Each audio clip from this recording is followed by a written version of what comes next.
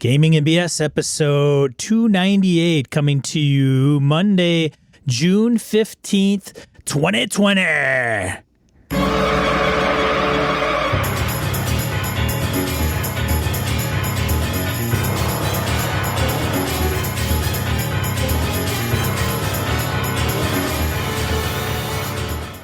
Welcome to Gaming and BS, a tabletop RPG podcast. I'm Sean. And I'm Brett, the other guy. How you doing, folks? Glad to have you all here.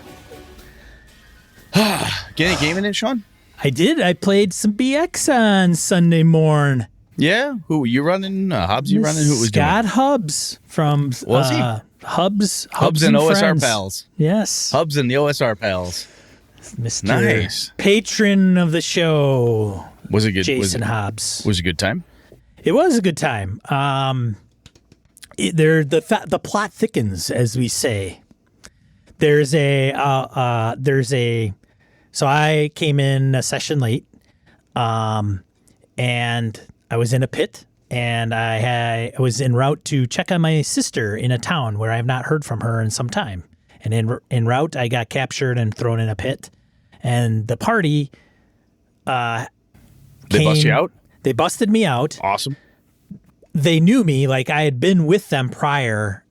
I got separated from them. So Nice. Okay, so they had a, other than, hey, guess what? New PC, better save Charlie. Like, oh, no, we know Charlie. So, yes. Better get Charlie out of the pit.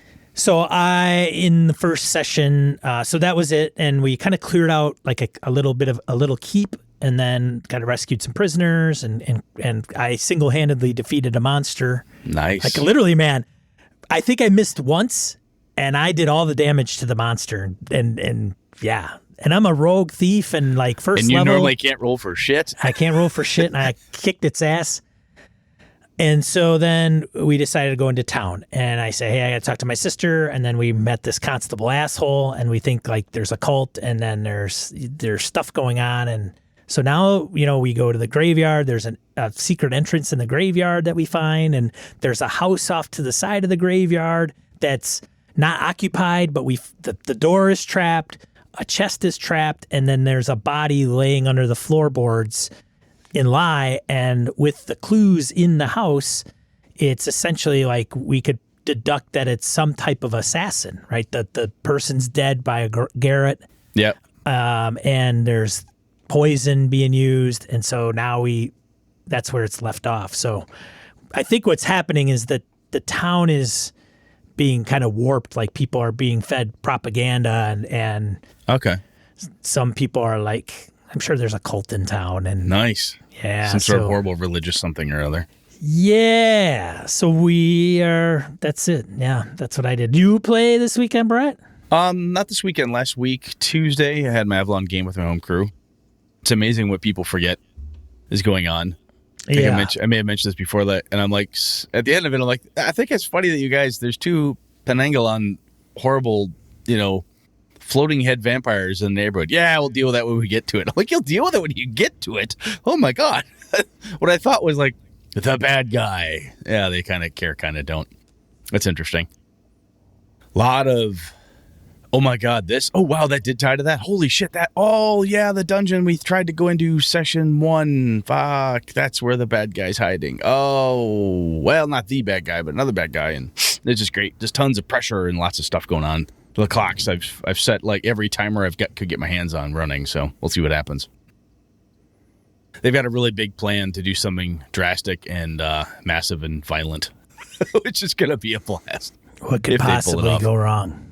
Then AJ and Lana, we sat down and we made 7th edition Call of Cthulhu characters with the quick start rules, went through that. And they had a lot of questions about how this works, how that works. I think I've said this before on the show, every once in a while as game masters, we give a description of something, and it's a horrible description, but we say it with such conviction. At one point, I had a spoon shaped exactly like a spoon. Those were the words I used to my kids. And then Lana went, neat, Dad? And this time I was reading something like I said, let me directly quote this for you so you understand. Sanity, blah, blah, blah, blah, blah. And I said, sometimes if you may have to check sanity if it's mundane, blah, blah, blah. And AJ's like, if it's mundane, we go crazy just looking at pencils? I'm like, wait, hang on. Let me repeat that. It totally slipped it. So that was a joke for like the last 4 days. Goes, it's the dog. So the kids are having fun doing that to me. And then busting the chops of the game master, there's a time and place for that for sure. And I want to take it in good spirits so that they learn, because it's going to happen back to them. Everybody gets their turn in that barrel. If you're running games, it's going to come around. Yeah. In the spirit of what I bemoaned last episode, I did a lot of reading this weekend. I didn't pull up my 5e books yet, because what I want to do next is with my kids after this Call of Cthulhu thing, I want to run a BX game. So I read through the BX. They're two very skinny books. They're easy to read through. And, this is how combat works. This is how this works. And this is how surprise rounds work. And, neat. Got up to speed on a couple pieces there. And I have an idea for an Astonishing Swordsman Sorcerers of Hyperborea campaign for my home group, or something slightly different using either the Astonishing Swordsman's rules or first edition. And I started doing some compare and contrast between the two, looking up different rules and components. I'm surprised how much I remembered accurately from the first edition stuff. And one of the things that my crew really likes is skill lists and things that they can build and benefit from and so on. And I'm like, they'll never play an old school game anymore. I'm like, wait a minute. First and second edition both had proficiencies. You had like double proficiency. You had like weapon skills, weapon proficiencies, non-weapon proficiencies. I have, let's see. I've got the Dungeon Survival Guide, Wilderness Survival Guide. That's got lists of stuff. Oh my God, they want lists of shit. I got lists of shit. I can load them up with stuff that every time they level up, the Pavlovian ding will happen, and they'll get to run off and add some more points to their sheet. Yeah, all right. I think I might be able to sell them on this. It was amazing how much I remembered from that, and how much I'm like, that's in this game. I bet 5e doesn't do this anymore. So this next weekend will be a reread of 5e. I want to go through at least the PHB and tear through the core rules of it, make sure I'm not fucking something up horribly. I am. Oh, so something came up that I think was interesting in gaming. So my Tomb of Annihilation group that includes Jeff, the mighty Jeff. Are they dead yet? They're not dead. I think the next session will wrap it all up. Okay. I think it's going to be done after the next one. Oh, wait, hang on. Jeff, don't listen. Spoiler, you think they're all going to die? Or do you think, or are they actually closing in on the last page of the module? Well, they know. I'm like, you guys, like, hopefully the next session you guys are done. Like, there's no. They see you reading through the book and they see the page. I told them, like, you're kind of at the end of the whole spiel. All right. And part of that was because I'm like, hey, what are we going to play next? Got it. Okay. And so fair prep. Okay. Moving on. So one of the guys said, hey, what about playing face-to-face? Are you guys opposed to playing an outdoor game? And then wearing masks and keeping everybody, apart from each other. And so I bring that up only because things are what they are. And I've seen people on Twitch now, tabletop role-playing gamers, they're live face-to-face. It's goofy. It's goofy because I understand all sides of it at some point. The logical part of me is like, oh my God, that's stupid. The other illogical, I really want to see my friends in person and shake their hands and give them a hug, is pretty strong too. Do I go by the fact that everybody says they're healthy? Right. All of us have been good, right? I don't know, man. Yeah, I thought that, and so having said that, one of the things I was going to start doing was taking Roll20 and putting in Living Force and seeing if they would want to play Living Force, which I ran for a couple years, and I have all the modules, all the material. Oh, you dig that, man! And Jeff was in that campaign, so. It's been so long. It's been, 10, 15 years, I think, by now. So I may just dump all that stuff in there and run it Fantasy Flight Games edition and running kind of, we'll see. I don't know, but it's interesting that somebody posed that in our group and said, "Hey, would you guys?" And everybody's like, "I don't, I'm not. It's not a big deal to me." So I'm just wondering at like where that starts to creep into game groups. Well, depending on what state you're in and what you want to, what you're reading, what you honestly, what some people are believing or choosing to believe, and so on.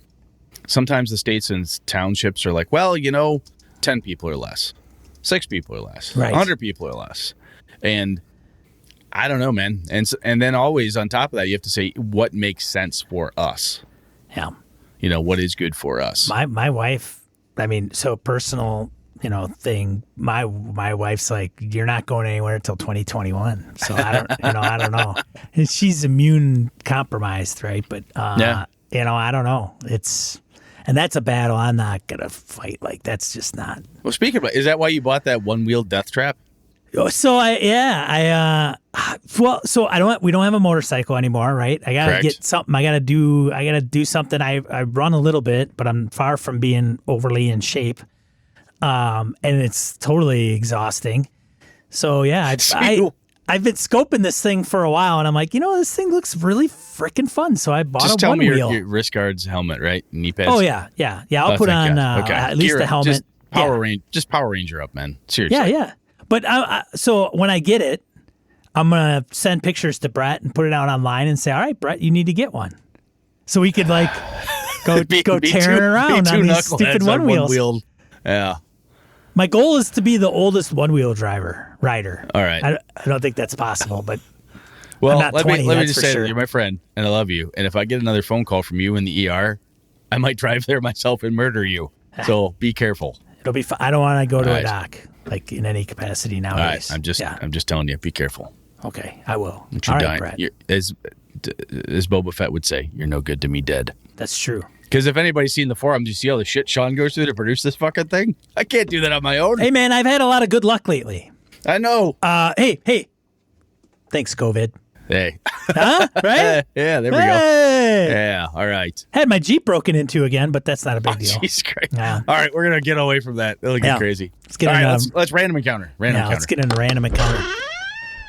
Random encounter, a segment of the show, voicemails, emails, comments from social media. We've got a voicemail from no other than Chris Shorb.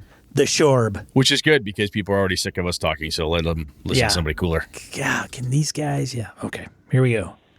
Brett, Sean, it's Chris Shorb calling in after the most recent episode, which was, I don't even remember what it was titled, but it was a great episode.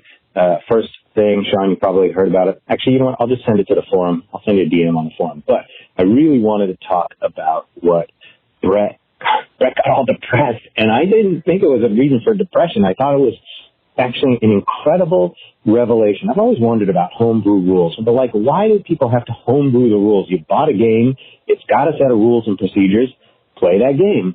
But I even do that homebrewing, and sometimes it's like you guys found out with 5e. We've been doing this delayed turn thing from 4e where you get to move down in the initiative, and then someone finally read the actual ready-to action rules and realized we were doing it totally wrong. That's just one of many examples, just like you guys have cited.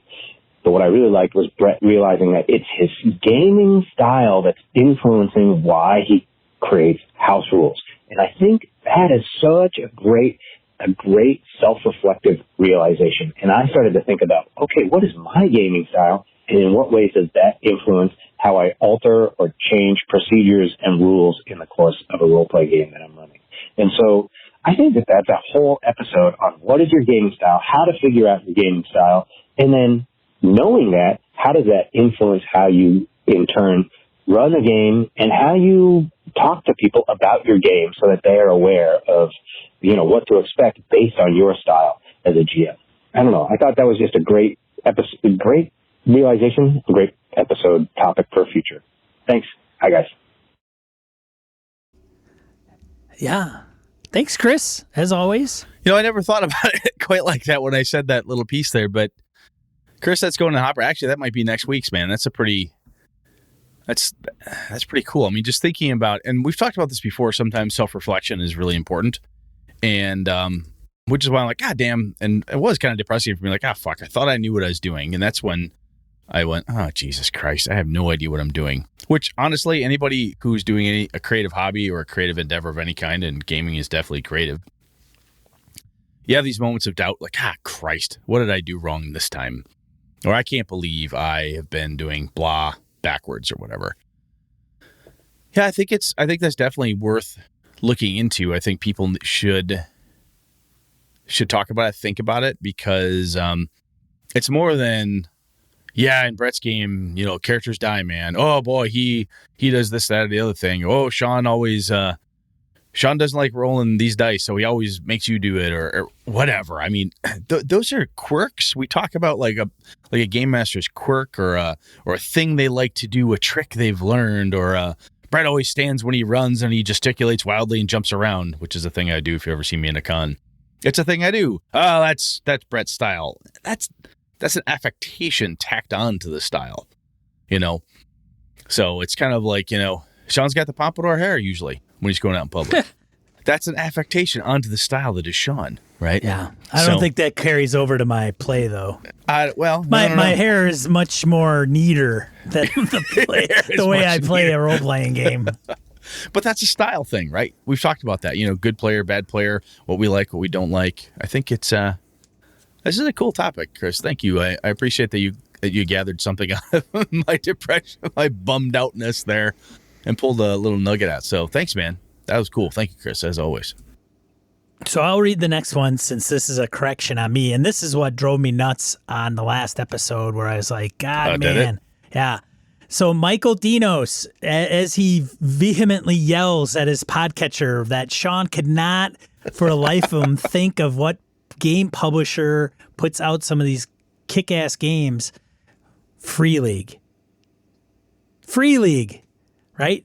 Yeah. They're the ones that do Tales from the Loop. They've done some of the other ones. So he says, Alien, Mutant Year Zero, Tales from the Loop, Forbidden Lands, and several others are published by Swedish publisher Free League. Not Modifius, although Modifius does do retail distribution. That's where I got confused. Get confused. Yes. There's a lot of those, not wacky, but these little partnerships that are connected in there. Yes. I forget. Yes. Good, Same good here, stuff. obviously. So I've been a huge fan of Free League products for many years now, since Mutant Year Zero was translated to English. Their products are absolutely fantastic, and everyone should have a couple FL products on their bookshelves. And no, I do not work for them. It was annoying me all episode 297. That's all. Overall, y'all do a great job, but it's Free League. Congrats on hitting 298. A gameable moment. New York Post reading of Mayan calendar suggests end of the world is next week. He puts in a link to that. I did see that. I think Wayne Humphrey shared that out around Facebook too. I saw it where somebody went, hey, it looks like, that 2012 thing? We can't do math. And it should actually be like next week or something. Oh, why not? Yeah. After the new age starts, are you starting at episode 1 or episode 299, he says. So I just threw that out there because it was driving me crazy and I could not remember Free League. And I was like, so there, proof that somebody's going, oh my God, just Free League. Say Free League. Say Free League. Free. Say it, Sean. I know it's right there. Free League. Oh, I got it right in. Once again, this is further proof that BSers are smarter than BS. All right. Thank you very much, Michael. Yes. Over to Edwin, writes in on Focus, back to old school DM and DM Kojo. I teach engineering.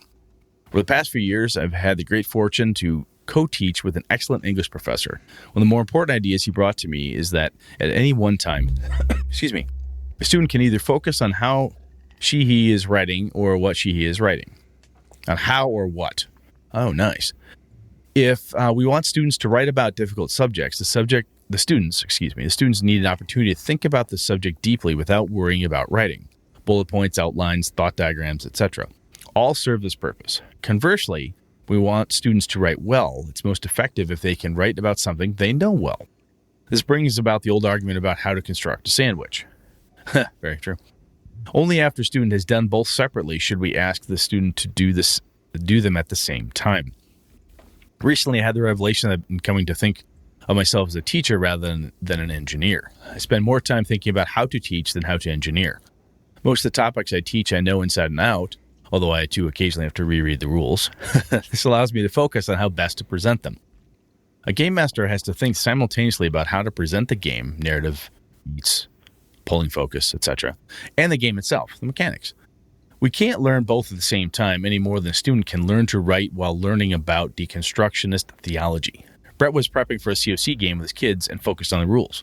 Brett doesn't have to think about timing, voices, etc. for a game with his kids, at least not for this game with his kids. He's focused on the rules, will use his existing narrative abilities without trying to improve them. Sean has been talking about his mothership game. His focus has been on applying pressure, when, how much. He's focusing on how to present the game and not on increasing his mastery of the game. The takeaway is that I believe we need to go back and forth if we want to improve, that we probably need to spend more time on the one we don't like because it's probably pretty good at the one we do. Good point. Sometimes we focus on running a game using the chase mechanics and don't worry about whether the pacing is good. Other sessions we focus on cranking up the tension and let the rules slide. After doing each separately enough times, we can run a high-tension chase using the rules. Kisses, keep it simple, stupid. Edwin. That's good stuff, man. I've had a number of different conversations with Edwin over the years. In person, we've been fortunate enough to have him at GameholeCon. Super great guy. Crying out loud, every BSer I've ever met has been awesome. But I like this. I like this thought. It is interesting how, it's kind of like, can you do both at the same time? Probably not up front.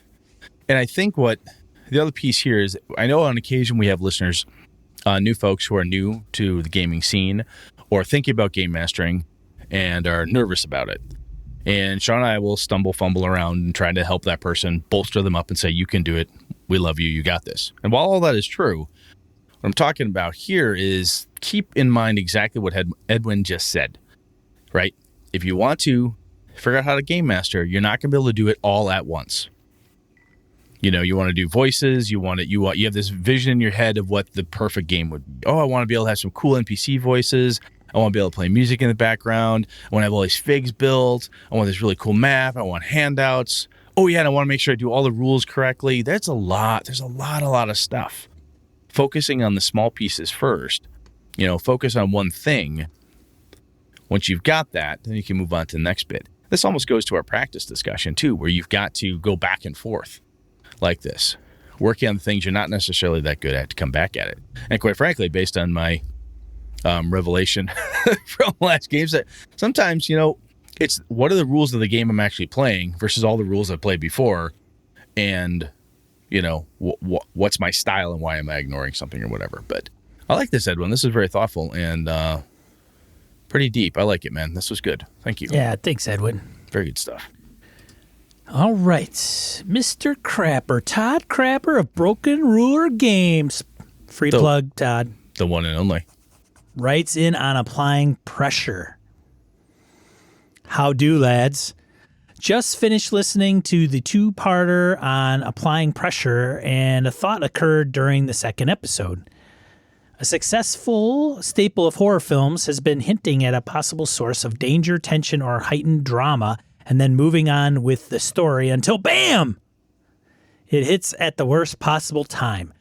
For example, while exploring a spooky old house, one of the characters steps on a creaking stair or it cracks. Nothing bad happens at that moment, and we move on. Until that same person runs back down the stairs to escape the serial killer, and BAM! Their foot falls right through, and they're stuck. Foreshadowing. Good stuff. Yeah.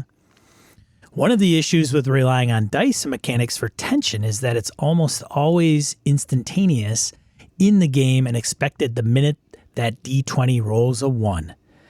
Whereas turning some of those failed rolls into bad stuff happens points that are piled at the GM side may help offer up more timely tension when you want it rather than when you're told it must happen now. Plus, it takes away from some of the swing and miss bullshit that can actually steal tension. Now a failed roll becomes a wait and see moment that could blow up in the PC's faces at any moment. Like now. No, wait, now.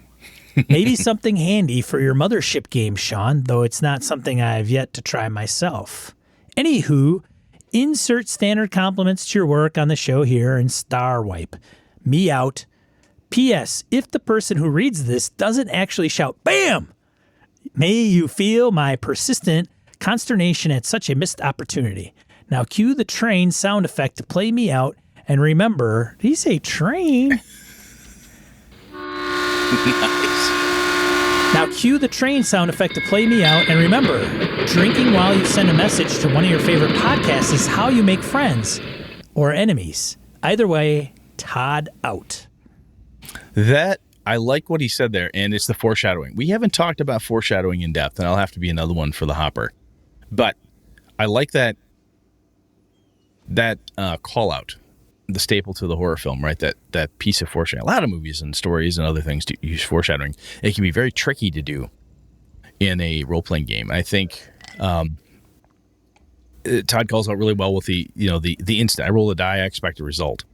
It is interesting because unless the rules specifically state that the result has to happen then, you can say, okay, I failed. Yep. Is something bad happening? Eventually. Oh, well, shit. That can happen in the Star Wars FFG Genesis I was just going to say that's the wonderful part about the more heavily narration games. PBTA, yep. Yeah, where you say a thing like, it's going to bite me. Yes, it will. Where you're kind of building up. And games when you have bennies or tokens sliding across and you see, wow, Game Master's got a lot of those bennies out there. We haven't earned a whole lot yet. Oh, this can't be good, kids. You see the dark side points flowing across the screen to the Game Master and all that. I like that. Those that's fun because it's the Damocles thing, right? That sword is just hanging over you by a hair, waiting, and you just, oh my God, it's gonna fall. Especially in a game when you talk about tension and mothership and so on. Yeah, I like that. That's a good call out, Todd. I like that idea because if you fail, do you have to have the unexpected bad stuff happen right now? Even if the rules say it must happen right now, do you as the game master, again from a style perspective, the mood you're trying to do you say, you know what? I'm going to take that bad stuff and I'm going to slide it a little bit. I'm going to keep that in my hopper. I'm going to make a note here that says bad stuff counter. When it hits 5, I drop a brick on these assholes. When it says 2, I do this or whatever it is. If you accumulate so many, does something happen? I am positive. There's a game system out there that does something exactly like I just said. I have no idea what that game system is. Star Wars. Well, not just that. Well, you don't add up the number of failures and then use them at a later date, do you? Well, so the destiny pool goes back and forth. Okay, yes, so that's that component. Mm-hmm, but aside from that, Brett, one thing that because you haven't run that game, so one of the things that can I can't run the game when I'm standing on the ship. We know that there's not enough action on the ship to carry on. So when you roll a threat. Mm-hmm. Because the players do much of the rolling in that game. Correct. And you succeed on the check. Okay. So you succeed. So say, for example, Brett's the pilot in Star Wars. We've established that long-standing rule. Yes. Brett is pilot in Star Wars. And Brett is going to dock in Cloud City. And his papers may be out of order, but he's going to try to fake the funk anyway. He makes a roll. He succeeds in getting through the check, right? Yep. You bribe the people to allow you to land, but you have a threat. So as a game master, got it, right? Yep. You're cleared to land. Brett lands. I get to keep that threat as a game master. Now I could implement that threat right there and then if I wanted to, but I wouldn't say good, but a different game master may say, I've got that threat. And Brett could say, oh shit. And just sit there and I go, yep, I got it. It'll happen eventually. Yep, he goes, he gets the authorization and lands, air quotes authorization, and lands, but that threat is going to come and bite him in the ass, which means maybe there's somebody that's standing there and goes, well, does his code check out? Well, no. It's an old code, sir, but we're going to allow it. Right. But in this case, it would be no, his code's no good. And it traces back to this. And that person says, oh, I don't want to run them off right now. So give them the clearance to land. Yeah, because I got a phone call to make to Mr. Hutt. Yeah, or whoever, Yeah. and You know then what we're I'm going to get them out of the ship on the land, and then we're going to surround them. And then we'll take the deal. Yeah. In the Star Wars FFG and Genesis system, specifically, those are... But a good game master should use that moment in time to actually threaten the character, and it can be down the road, but it should be based on that... Based on the event. The event, yes. Yeah, I guess what I'm saying is that the idea of tallying up a certain number of failures and then using them at some given point within that session, I think there's a nearness or a distance between failure and the threat occurring, where the foreshadow happens and then the smack occurs, whatever that is. That impact has to happen within a reasonable amount of time, because you're like, well, 3 sessions ago, you guys had 5 threats. I finally decided... right now during the big climactic battle, y'all fucked because here's 16 blah. Well, that's a little not quite the same. Right. I like what you're talking about though. That's pretty cool. Yeah. Very cool. Thank you, Todd. Good stuff, man. Yeah, Todd, thanks. Bam. Bam. Bam, bam, bam, bam, bam. All right. Charlie emails us back in November 2019. I wrote an email to the show asking for tips on helping friends get into RPGs. Then meaning to provide a follow-up email. I have a friend who likes gaming, but he has had some apprehension about playing a tabletop RPG like 5th edition. I ran a one-shot for him and some other friends, which ended up lasting 2 sessions. The first session was a little rough, but he got into his character by the second session. By the end of the second session, he was having enough fun to commit to having me run a longer campaign for the whole group. I've been running a campaign based upon the Ghost of Saltmarsh book, and everyone is really enjoying it. Strangely enough, my friend is very comfortable using Roll20, even more so than I am. I think he likes the ease of just clicking a button and having the dice roll for him and add the appropriate modifiers. He's an IT guy by profession, and he can program macros and do all sorts of things that I can't. Dude, my friends are doing this to me all the time. My Roll20 game. This got me thinking how the pandemic could possibly usher in a wave of new players to a hobby via playing on virtual tabletops. While I prefer playing in person, I have no objections to any arrangement that gets new players into gaming and enjoying themselves. Listening to your podcast, good Lord. Apparently not listening to me mispronounce every word you got here, Charlie. Sorry. Listening to your podcast helps me become a better game master, and I'm very grateful for that. Now to address the elephant in the room, the status of Jeff's Paladin. And one of Jeff's coworkers and Jeff texts me after gaming sessions to report his Paladin is still alive. This leads me to 2 obvious conclusions. Either A, Jeff is too talented a role player, and Sean is unable to kill him off due to Jeff's superior skills, or B, Sean has grown so attached to Jeff's Paladin, he's unwilling to kill something he loves. Charlie. That's it. Is it the second one? That's it. Charlie, I'm going to kill Jeff's Paladin on the next session. I'm just going to do it. Alleviate that question and answer right now. All right. That's just it. The capricious will of the Sean. Jeff, you have died. Carry on. You're done. Don't think I could do it, Charlie. You don't think I got it in me? I don't know. I'll show you, Charlie. I'll show you, Charlie. I'll kill my friend's character. I'll show Charlie by killing my friend's character. It's terrible. Yeah. Who's a-hole supreme in that situation? I don't know. Oh, that's bad.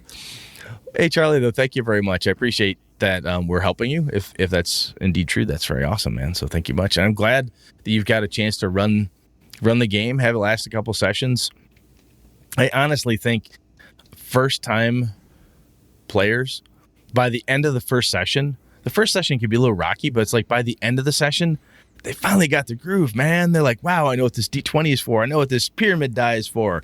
I know what my character can do. And usually, in my experience, if you've had any modicum of luck and success, the new players are like, wow, they're remembering the good stuff. Yeah, the clunky stuff was at the beginning when they couldn't remember things, but there was enough combat and stress and pressure and cool things to do that they want to relive and have more of that cool stuff. So, first one's free, kids. Awesome, Charlie. Very glad you're doing it. And as I alluded to, I got buddies of mine. I was having trouble trying to figure something out. My friend's like, oh, I got a macro for that. Clickety, click, click, bam. And it says, I pickpockets, motherfucker. I'm like, how did you get it to do that? Why is it doing that? You're a dick. Yeah, my friends are assholes. But anyway, carry on. Over to you, Sean. John writes in about skill piling. Hey, fellers, regarding skill piling, it's not an issue in the game systems I tend to use, Genesis and Cortex, some PBTA, because every time players pick up the dice, there's a chance something bad could happen.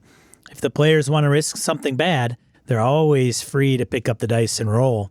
And if there's no real chance of something bad, I don't make them roll. I just give them what they're trying to get. Pax, John. There's short, succinct. It is short and succinct. And John, one of the things I like about Genesis and going to the Star Wars thing that I've had a chance to play, and the little bit of PBT I've had, is when you roll the dice, the possibility of something bad narratively happening and that it's there. There is no, I failed. I didn't find the widget. The what's it remained hidden. I couldn't pick the lock, move on. That type of failure in that game is incredibly uninteresting, and nobody does it. In D&D, we talk about it in newer editions of the game. If I'm remembering my 5e correctly, it even talks about, hey, you don't have to roll for everything all the time forever ad infinitum.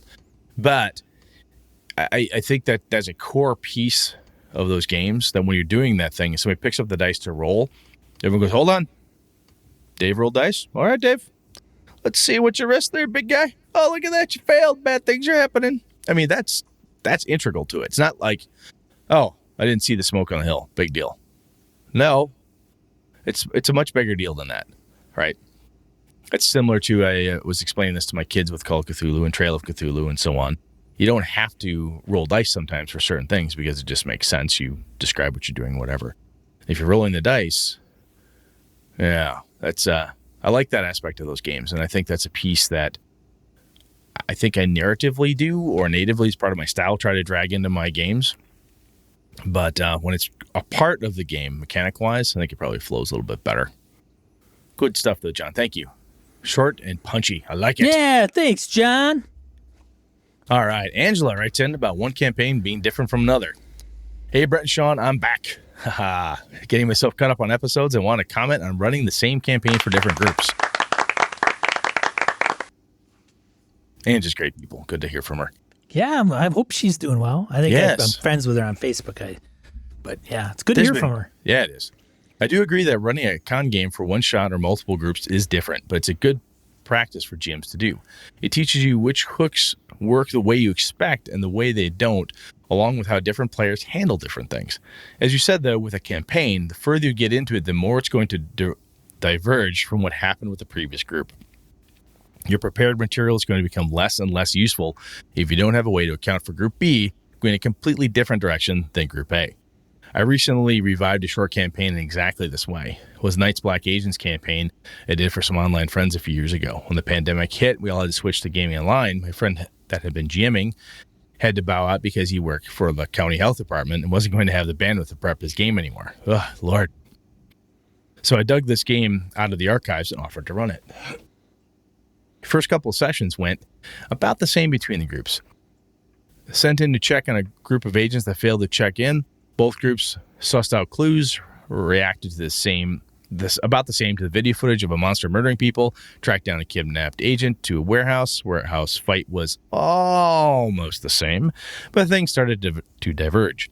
By the time they got to the third session, both groups were at the same location, Vienna State Opera House, but things were wildly different. Fourth session wasn't even recognizable between the two games. It was a good gap filler for my gaming group, but I'm not sure I will try and revive a campaign like that again, Ange.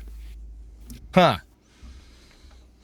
So she's going back to the campaign episode that we talked about, where running one campaign and expecting that to be similar to the running it again is usually not going to happen. And I think what's interesting, the fact that Ange pulled that out, like, hey, I have a campaign, I can run this thing, I know it really well, we can run it. And her being as good a game master as she's like, oh, you did something different, you diverged, should just shift, right? Should just slide over, move, groove, figure things out.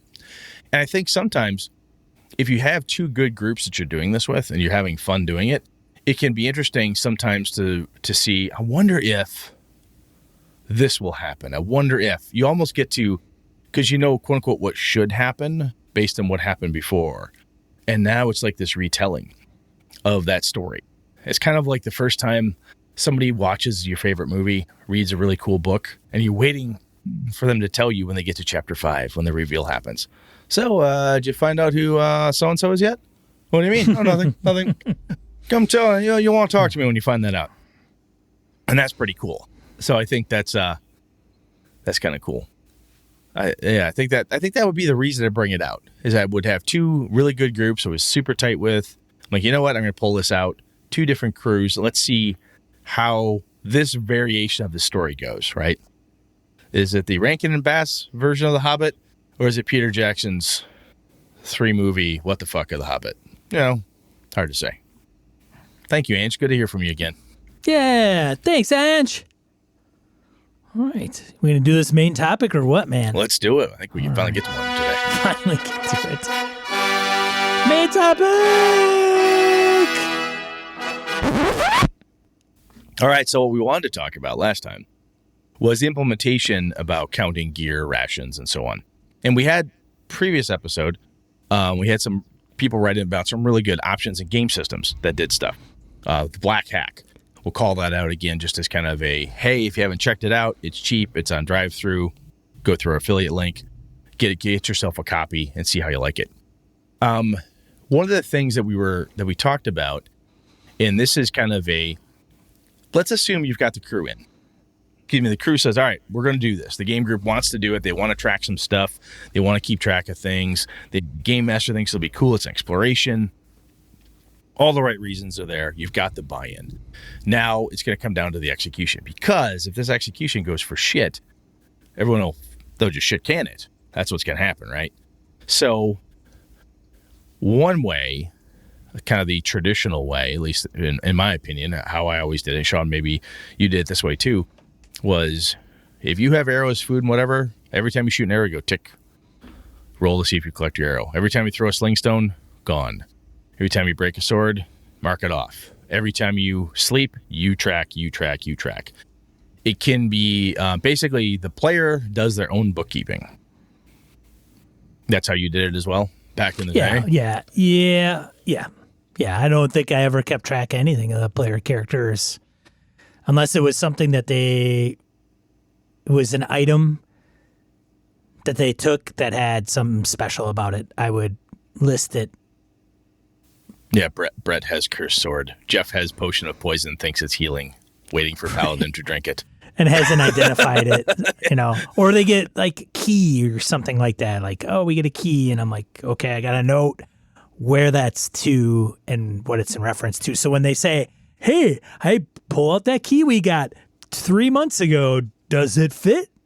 And then you go, what room did you get that from? Yeah. Right. So one of the ways that the Game Master helps in that regard is when a day goes by, we're talking rations, food, water, and so forth. If the players are indeed keeping track of on their own, is you say, okay, that's a day. Make sure you mark off. That's the thing to say, because sometimes we all get distracted. We all lose track of what's what. Somebody doesn't mark it off, and somebody's like, "Oh, we only got 3 days worth of food left," and Brett goes, "I got 5 days." What the fuck? Dude, is it 5 or 4? Should it be 4? Have I marked off one too many? Then you're backtracking, pain in the ass. Oh, I thought you were going to go to the, wait a minute, you got 5 days. You bastard, you've been stealing food. How are we going to get your food, man? So one of the, I guess where I'm coming from is that if the players are tracking that component, on my side, if you want to kind of go old school, what I've always taken on the burden as a GM then is I track the calendar. If whatever the fantasy days are, or if it's the space days or whatever, it's been 1 moon unit, 16 star days, 1, space calendar day, whatever, fuck ever. Don't know, don't care. Monday, Tuesday, Wednesday. I track that. So and I keep a running tally in my notes, in a spreadsheet, however I choose to do it. But I keep that and I update it physically every time. All right, mark this. And that way I can see how it's gone. When I keep track of the first time I ran an Avalon campaign, I have a calendar for my Avalon setting, and I would say day whatever, month of this, year of the rat, or whatever time period it was, year of the griffin or whatnot. And we would go through, and I would put the notes up in the wiki we were using, day 3, day 4, day 5, and just bits and pieces. And the new Avalon campaign, I forgot like a dumbass to pick a day, but I've just gone session, and roll 20, say session 1 notes, 2, 3. We've played 8 sessions, so there's 8 notes. And each session is approximately a day, about 24 hours worth of in-game time. And that's about what we accomplish, because we only play from 7 to about 9:30 at night. So that works out. But anyway, I think if you're going to do it that type of old school, I think the best thing the game master could do to, instead of going, hey, you've been sleeping for at least 10 days, you should be out of food by now. It's on you to say, I've tracked all the days, here's where they are. Or I've tracked the number of rests you've taken, and so on. The other thing that I would do in those cases as a player, if I was going to keep track of that stuff, I took it upon myself to basically either make a tally sheet of some sort, just a tear off piece of scratch paper, or one I'd tack on the back of my character sheet that would say 30 arrows, 1, 2, 3, 4, 5, 6. Mark them all off, something that you can do to keep track of it. And you have to get in the spirit of things, you have to pay attention. You can't, I forgot. I forgot. How many arrows did I shoot? And that's a piece where players together, and then Game Master as well, because Game Master is just a specialized player at the table, can say, hey, don't forget to mark your arrow down. Yes, I marked my damn arrow down. Nothing wrong with saying that, and we shouldn't be angry at each other. But when I shoot and shoot and shoot, Sean should be like, you shot like 4 crossball bolts. Did you mark those down? Oh, yeah, crap. Yeah, you're right. Thank you. Because the heat of combat happens, right? Cheater, bastard. Have you ever done this, Sean? Now, that's like old school, very manual. Everybody figures their own kind of way out. Have you done anything like someone else keeps track of stuff? Like one party member tracks all the food, one party member tracks this. We used to have a party treasurer when it came down to the gear, because when you'd find that portable hole and you'd fill it full of +1 swords and +2 flame tongues you didn't really need. You didn't play those games, huh? Anyway. kind of shit are you running over there, Brett? I wasn't running. I didn't run those games. Kind of games you participated in? I don't know. They were just crazy. Crap? It was just an orgy of magic and treasure. Just rolled around it and made little treasure angels. The treasure tables are awesome. The old They DMG. were awesome. Just roll on everything. 20,000 copper minor pieces. artifact. Doopy-doo, 20,000 copper pieces. Son of a bitch. How do you get all that portable hole? Okay. No, seriously, though, we would have a party treasurer. Did you ever have anybody take care of just party gear or of any kind like that when you were calculating? Was anybody keeping track of food or party stuff? Not gear, nothing outside of treasure. It was always treasure, and maybe some extra swag. But if it was too much, if we've came across a cache of weapons and 5 long swords, 2 short swords, 5 daggers, we didn't carry that crap, and we usually would leave it. Worst case scenario, we'd write it down and then maybe go back for it, but that usually never happened either. But no, usually it's gold and gems. So I think you take that party treasure list and then you can flip it, right? You can say somebody's keeping track of the stuff, whatever that is. You could divide that out, especially if what you're really concerned about is food and water. If you decide, look, I don't give 2 shits about tracking every arrow and every fucking sling bullet we throw. I don't really want to track every bullet. I just want to keep track of the big stuff. Food, water. The other piece that happens, I think, is that even if you generalize, kind of bucketize it a little bit more. Let's say you say, I have 15 days worth of food and water. Okay, what does that consist of? Well, it's MREs and canteens or a potable water container in the back of the Humvee or whatever you've got stashed. However, your space Humvee has all the space water in it. Whatever. You can do the same thing. A lot of games, I shouldn't say a lot, but I know enough games do similar things with ammo. You could say, I have spare ammo, right? Some games will say, you shoot until a failure occurs or something bad happens. And the game master says, you're out of bullets. Oh, son of a bitch. You ran short. So someone can say, I have enough for 5 reloads of the 9mm. I got enough for 10 reloads of the 45. I got 16 grenades. Kind of bucketize things, depending what you're doing. And then it can come down to a list that it's like a master treasure list for somebody. Believe it or not, most games I have run, somebody is always very happy to keep a list of all the gear. If it's like communal stuff, most groups I have played with over the years, even through high school till now, one of my kids will be like, oh, I'll keep a treasure list. They want to write the stuff down because it's cool to have the list. And they're important. It's a role that they have for the group is like, hey, do we have any of this? All eyes turn towards Alana. She goes, yes, we have four 4 of those things in the cart. Oh, good to know. So the other piece you can do is if you bucketize things like adventuring gear, D&D does this, other games do it with adventuring packs, like a Dungeoneer's pack or Burglar's kit. You could assign a number of uses to them, right? So you say, I have X number of adventuring stuff, and I can dig into my adventuring pack, which has rope, pythons, small hammer, flask of oil, etc. It just has this stuff, generalized stuff in it. So when you need it, and it may break the verisimilitude in a way, right, Sean? Where if you say, "Hey, Brett, I reach in, I grab yet another flask of oil from my adventuring gear," it kind of doesn't matter in a way, right? Because what the idea is, you're just watching the resource dwindle. Does that make sense to you? Yep. Yes, it does. And I know people have bucketized medical kit stuff too. Medical gear. I've got bandages, enough for this. I've got enough for that. 16 treatments or something. Just trying to keep it in large numbers. I think the biggest piece comes down to, no matter how you bucketize it or group it or whatever, somebody somewhere has to keep track of it.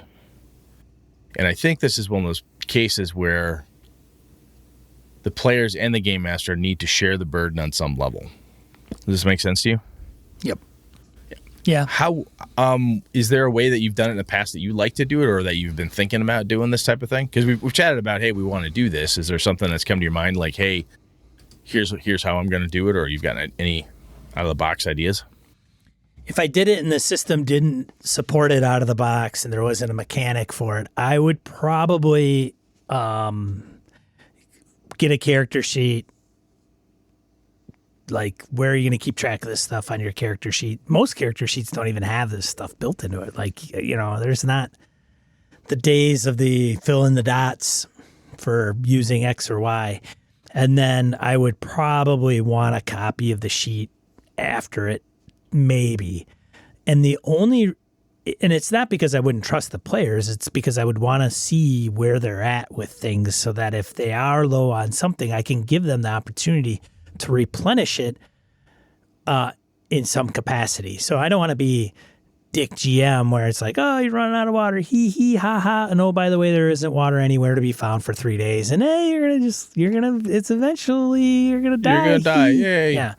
So it would be more or less say, hey, you realize or you understand, or the weather, it starts to rain, and you can now, oh god, it's raining, okay, we need to collect some water somehow so that we don't dehydrate ourselves and die of dehydration. So it would be only for that reason, and that would maybe how I'd go about doing it. One other way you could do it in this spirit of what we're talking about is you could give people, like, they could have index cards, or you can get item cards, and that's kind of the deal, and that's what you have. And you want to eat some food, you put in a food card or whatever, and you're keeping track, and you actually have a tangible thing that you're tactile. Yeah, you could turn that into, we talked about in the Black Hack, you've got dice, right? So you use something, you might go down a dice step, like from a D8 to a D6 to a 4 and then gone. You could do it in the Benny's poker chips perspective. Everybody has 16 of these, and when you're done, you're out of food and water. Oh, neat. When you go to the Oasis, it gives you tick, tick, tick. Oh, I got 3 more foods and waters. Neat.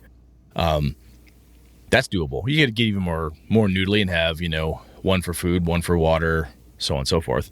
But having a tactile thing like that, the other thing that would do, I like the idea of the cards too, because when you see a stack of a thing and you're holding it in your hand, it's like, if you have played the board games, the card games that are very resource intensive, you're holding 2 of a thing. You're like, oh my God, there's 3 more rounds left. I don't know if I can make it. That says something. And it's harder to ignore something like that. That's the tchotchke at the table, right? The piece of kit that sits there and glares at you and says, hi, I'm the only, white dice on the table, which you're using to measure how much food and water you have. And there's only 2 of us. And you're 5 days out. So I think that's actually pretty cool. I get less worried about the type of gaming unit I've been talking about in this venue, or it's not venue, in this mode, is more around survival and just keeping track of food and some of those necessities and so on. I think having that stuff on the table would actually be pretty interesting because it would add a visual representation, kind of like the block, the Jenga type tower for Dread, right? This visual representation of a thing that's going to happen eventually if you don't take care of it in some way, shape, or form. How am I going to deal with this thing? Because you're just watching it go down, you know. Yeah, it'd be interesting. It would be kind of fun if you had a 3D printer or whatever. Yeah, like some people do. And you printed up little, not chips necessarily, but like miniature, like if you small leg of chicken, well, and maybe not a leg of chicken, but you would have like a platter, and on that platter you would have like a tankard of ale, a big like mutton chop or whatever, and you would have that on there, and that's like one ration. And then you take all those and you put it in a little pouch, like a dice bag. Yeah. And then you go, here, players, like this is your stuff. And then as they go, well, I'm going to go to the market, I'm going to buy some rations. You go, great. How much are you going to get? And you're like, well, I'm going to maybe a week's worth. Sounds good. It's going to be 10 gold, 5 gold, whatever. All right. And then you give them those little chits and they put it in a little pouch and then they're shuffling that around. And I say that specifically in that format. I mean, yes, you could do poker chips, but to me, it's not the same. Like it would be, hey, if you have, I don't know, arrows, you'd have little like toothpicks. You know, yeah, no, it's the similarity component, the differentiator. Yeah, it's cool. Or if you do poker chips, you put stickers on it with pictures or something, so you that could do that. Sure, I'm just saying, just something to differentiate it instead of just color or size or something. Like that. And if you're doing a sling, you could do stones, and everybody's got those. What are the porcelain plastic little things that they sell for? I don't know what the hell. I think I've got a couple things of them, and I don't even know why I have them. I think I like that. I like that idea of like physical things on the table. That might be when I do this again, I think I'm going to pull that out because I think whatever format of the physical laying on the table, I think it'll add a level to the game.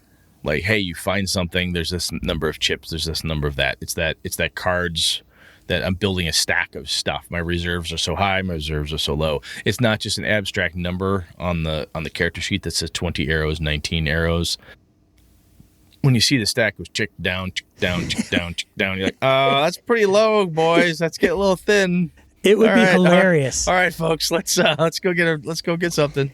It would be hilarious for the archer in the game when they shoot their arrows. They like, oh, okay, I'm gonna shoot my arrows, and they're like, I go, okay, I shoot. I get 2 attacks. I get to shoot 2 arrows, and they take their toothpicks out. They throw them down on the table, right? Yeah. And then at the end, when they go to recover them, you roll. Break all the ones that are no good. You freaking break them. Snap you just take the toothpick and go, looks like 75% no good. And you just go click, snip, snip, and you just break them in half in front of them. Just don't watch them cry. There's your arrows, and here's the ones that survived out in front of you. Exactly. Toothpicks, right? Cruel. I think the other the possibility does exist that you as game master, if you're game mastering with a laptop behind the screen, or if that is your game screen, and you have a wonderful, cool spreadsheet, and I know some folks are very. Sean and I have talked about this. I'm not that. I can't focus on that per Edwin's component up top. Some people could be like, "Oh, you shot an arrow, tick, tick, tick." They'd mark them down for you. Somebody somewhere, I'm positive, is more than savvy enough. The pace of their game is such, and the group likes this, that the game master could honestly run a spreadsheet, or one player could. You shot an arrow, tick, tick, tick. You use food, tick, tick, tick. I'm just saying, somebody somewhere talking about people writing macros and so forth. I have played. I think I may have mentioned this before. Back in the days of first edition, a friend of mine was a former Marine. And he was talking about how they would have super high level characters and stuff, and you would have to roll because fireballs, it was like D6 per level. You'd have 15, 18 D6, so just crazy numbers.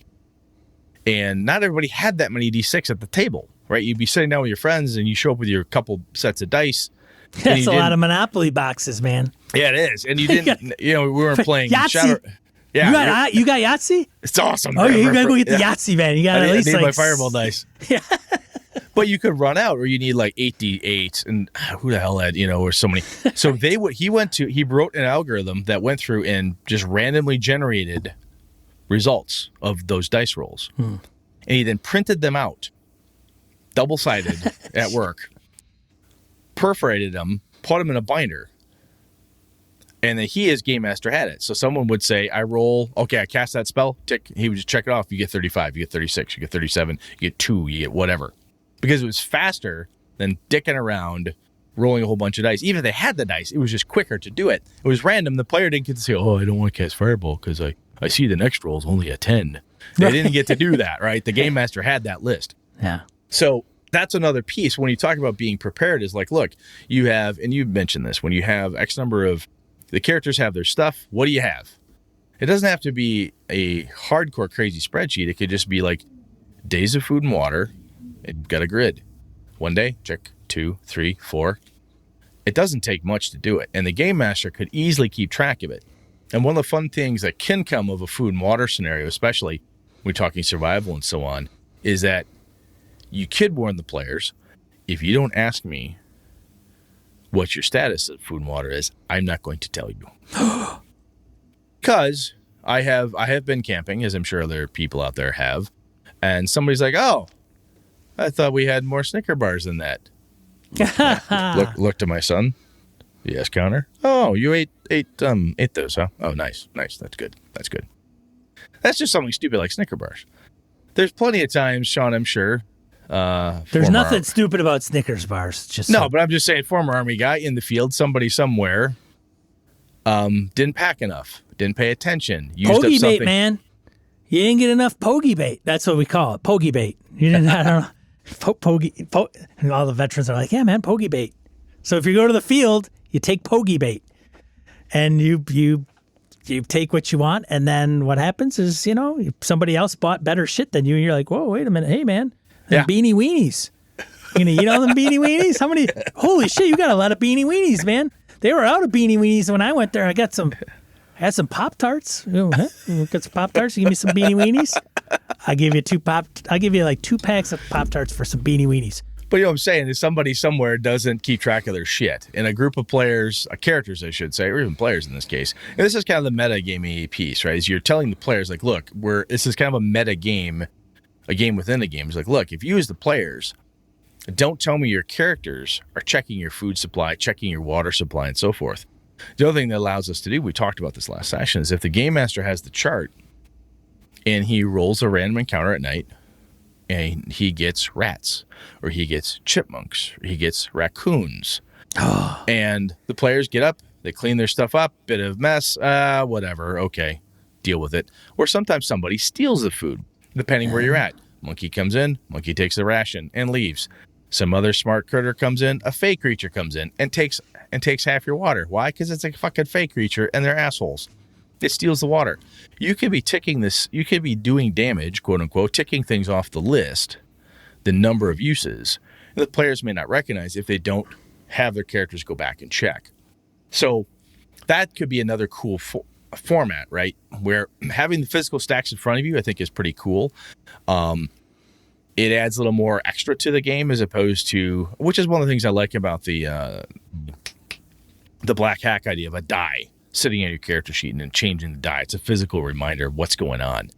But having kind of the hidden list, and there could be an argument where you put a mark on there that says, look, when they're at half, the pack is noticeably lighter. When you're at a quarter, the pack is way lighter, right? If anybody's humped a whole bunch of gear around before, at a certain point, walking out of the bush is a hell of a lot lighter than going into the bush usually because you're way down on food. Food is heavy. And it's bulky as shit. No matter how tight and how freeze-dried you get it. Anyway, so that's just another aspect, another thing you could do that I think could be kind of fun. Players have to get in on it. And again, that's getting to more of a buckety level than it is the individual 1 arrow, 1 food, 16 chicken legs, 5 French fries. You could get crazy anal on this stuff. I think there's a sweet spot to it because what we're trying to do is have an environment, a story, a game that's about survival and impacts and so on. And it shouldn't, at least for me anyway, it wouldn't be all about how many, 3-fletched arrows do I have compared to the 4-fletched arrows. I really don't give a shit. That makes sense? It does, and I think part of that too is going back to to the game master, maybe. So even on the other end of them not keeping track of that stuff and having the game master just really kind of wing it, then you have to have buy-ins from the players that, hey, you thought you had 3 canteens of water. Now you're down to like half of a canteen. Yeah, because there's a hole in one. You punctured it. Hole in one, somebody stole it, or, I'm going to keep, even if they're not keeping track of that stuff, right? So maybe you're just playing a game like I am where I haven't established hey, you got to keep track of your shit, or, otherwise you're going to have other decisions to make. But I think even just saying like, okay, Jeff, you've been out in the jungle for a month, and you got 1 day of water or 2 days, you got to be realistic, because then somebody's going to go, well, did I know this like a week ago or 3 days ago? Right? You mean I have no food? I've been humping. Yeah. I've been humping a month's worth of food, so it's gone. Yeah. I wouldn't know this ahead of time. So there's part of it though that I think there is a component of that with game masters, and I think most are pretty good. Like, hey, you are 2 days in, you have half a day worth of food. Just letting you know. Oh, okay. You want to continue or you want to go back? Oh, shit.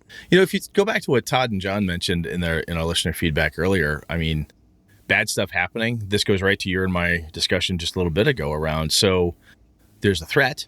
What's the threat? Right. The threat is in the middle of the fight, you ruin some food. You crush the water bladder. Your camelback is punctured by the knife. Right. It doesn't cut you, but it cuts your backpack, which has your camelback in it, and now you look like you pissed yourself. But hey, guess what? Unless you're gonna suck the water out of your sweaty BDUs, you'd have no water, kid. Ah, shit. I think the other way from like a keeping track of things perspective is you doing it that way, kind of bucketing again, but narratively speaking, and it still falls within you only have about, right? And when you're using words to describe it, that's where we as game masters get to bring out our like, well, you think you might, if you stretch it, you maybe 3 days, but really no more than 2. I mean, if you went short commons and double timed it, you get there, but really tired after 3 days. Oh, fuck. All right, we're going to push it. They're making a decision based on the narration you just gave them that they're going to push it. And they know if they get delayed or whatever, you can say, well, remember what I said? You have a point of stress. You're fatigued, whatever that mechanic is. Then you get to layer that sucker in there. And I think that type of tracking can be more attractive to people who don't want to have the individual spreadsheets and have the ticket counters, or even have that pre-sheet behind or the stack of whatever in front of them. But saying, okay, you have about a week's, I think you still need to, at some way or another, you need to keep some concept of time. Gary Gygax believes that's the thing. Yeah. Well, no, what I can't. Hi, Gygaxian. I'll paraphrase. No campaign is of any good unless you've got a strict record of time. Right. What it comes down to is like that's survival. If I just read that actually in the DMG, in the first ed DMG, and it's kind of in context, in the context of keeping track of the stuff. Yeah. Because you've got all this shit, and you've got to take care of it in some way. So I think if nothing else, having the calendar that say you slept 4 nights, you slept 3 nights, keep track of that at a minimum, at least as game master, which isn't all that hard to do. Nights, 1, 2, 3, 4, 5, and how many days to get to the ship, how many days to get to the desert island, whatever it is. And you can say, look, guys, it was supposed to be 7 days, but you've dicked around and you got lost, waylaid, and that pack of Wookiees that kicked your ass and took half your food. Yeah, you're pretty short now. Ah, Christ, yeah, you're right. If you wait to the last second, like you said, Sean, it's too late. Oh, you're out of food now. That's a dick move. Don't do that. Yeah. It's getting short. You're out of food. You asshole. I told you for the last 3 sessions you were getting low on food. So I think that may be kind of the not necessarily easiest, but something it's the less bookkeepy format of it. And I like the other piece of all this.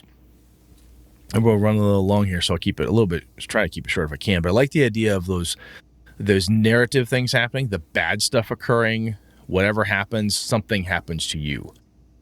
So, D&D terms, he hits you with a critical.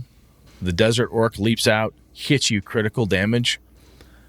You only take 8 points of damage, but he cuts your water bladder, and the water goes on the ground. Fuck. Suddenly, the character's like, could you just take hit points? That's a thing I don't... Could you just take some hit points off me, kids? I got 20 of those. I'm down to my last water. I think that's a thing we don't do enough. Like, okay, I'm not... You know what? I'm going to do my damnedest in this 3-session campaign or the next 3 sessions not to inflict a single point of damage. But I am going to make their lives miserable. That's my usual campaign style, man. Well, and yeah, that's good, right? Like it's just different. It's a different, and I don't do it all. I'm joking. I don't do it all the time. But get into combat. You take the bag baddie smashes down and your shield's crushed. Like you don't take any damage. Nope. Shield. No more shield. There are old school days. There was Thunder and Breaking, not older school, I should say, Pathfinder, first edition, where it had it. It's not old, but it's a game, the first edition version of that.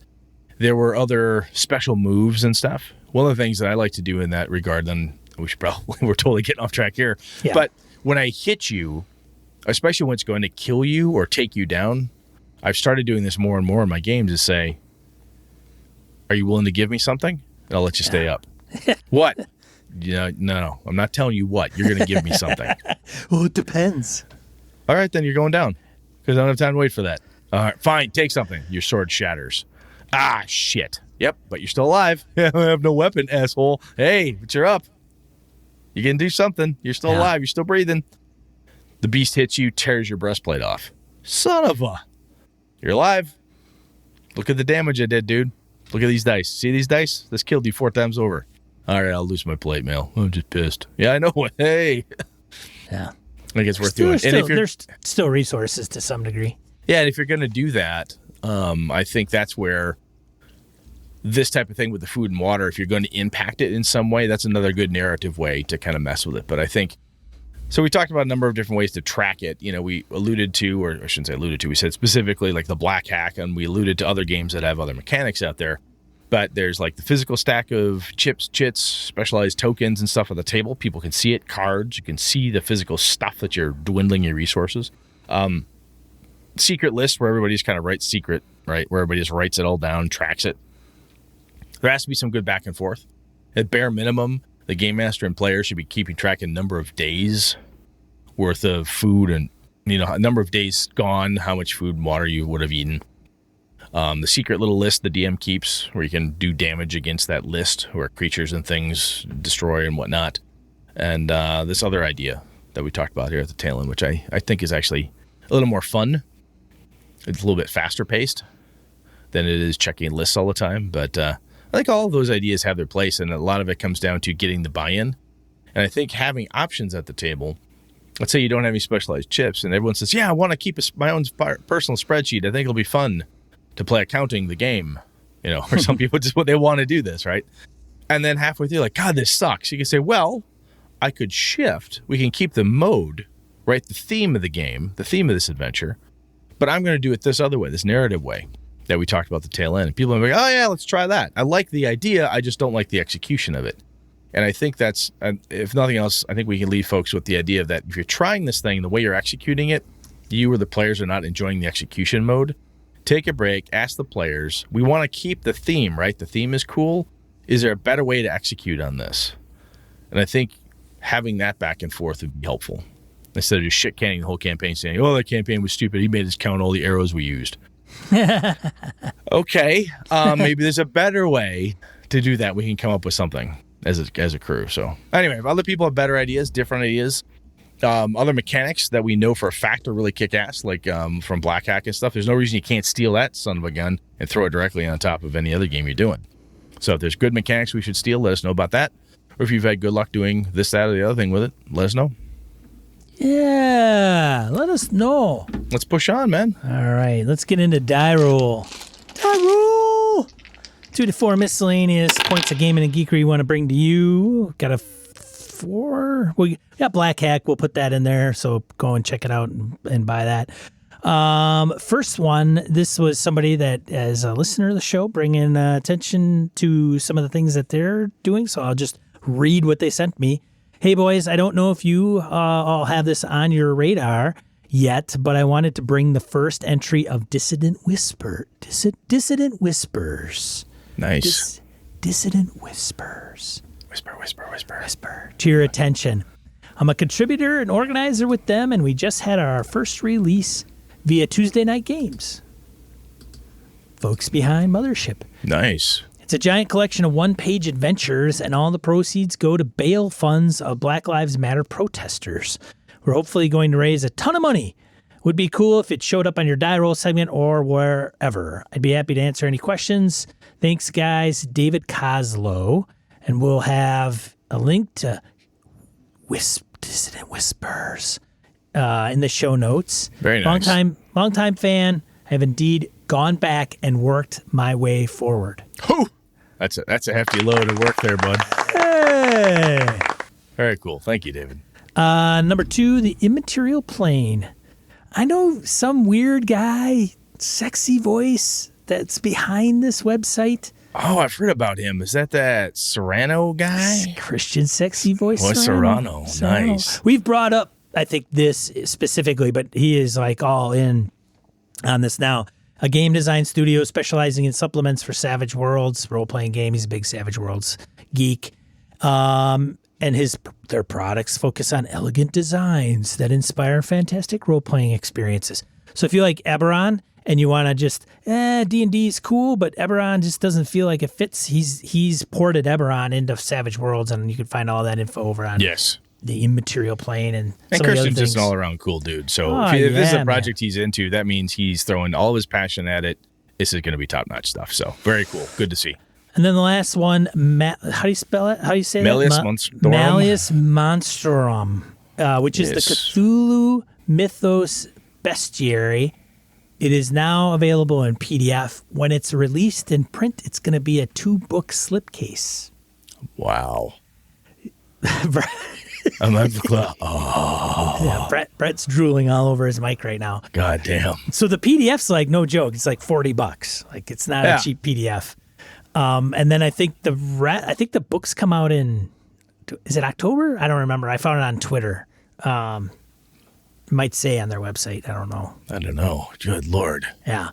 But it's going to be top notch. Chaosium is all behind that. So if you are Call of Cthulhu and not aware of this, you're welcome.